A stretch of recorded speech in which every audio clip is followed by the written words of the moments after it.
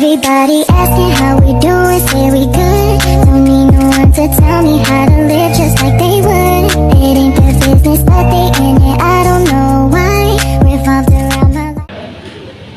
Assalamualaikum warahmatullahi wabarakatuh. Jadi di sini saya akan menjelaskan RPL saya, yaitu rencana pelaksanaan layanan bimbingan praktikal.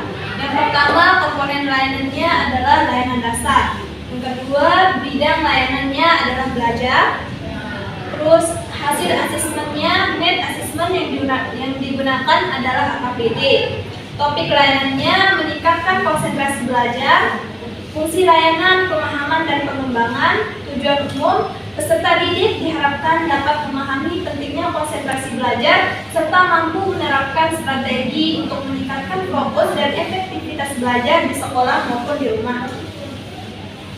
Tujuan khususnya, yang pertama, peserta didik mampu menjelaskan pengertian konsentrasi belajar dan faktor-faktor yang mempengaruhinya. Yang kedua, peserta didik mampu menganalisis penyebab menurunnya konsentrasi belajar yang sering dialami. Yang ketiga, peserta didik mampu menerapkan teknik-teknik sederhana untuk meningkatkan konsentrasi belajar. Selanjutnya, SKKPD. Yang pertama, pengenalan. Memahami pentingnya fokus dan disiplin dalam kegiatan belajar. Akomodasinya menunjukkan sikap konsisten dan tanggung jawab terhadap proses belajar. Tindakannya melakukan kebiasaan belajar yang mendukung konsentrasi dan hasil belajar yang optimal. Sasaran layanan, peserta didik kelas 9 NTS Nurus Sobah dengan jumlah peserta didik sebanyak 28 orang dengan jenis kelamin laki-laki dan perempuan. Sebelum kita ke pemaparan materinya, jadi ice breaking-nya itu tepuk semangat. Oke, kita mulai ya. Tepuk semangat.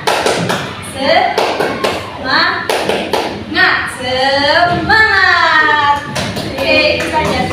Baik, saya akan menjelaskan materi tentang meningkatkan konsentrasi belajar. Jadi, konsentrasi atau konsentrate berarti memusatkan. Konsentrasi itu sendiri berarti pemusatan pemikiran terhadap suatu hal dengan menyampaikan semua hal lainnya yang tidak berhubungan. Konsentrasi belajar adalah pemusatan perhatian dalam proses perubahan perilaku yang diwujudkan dalam penguasaan, penggunaan, dan evaluasi sikap dan nilai, pengetahuan dasar, dan keterampilan yang terdapat pada setiap bidang pembelajaran.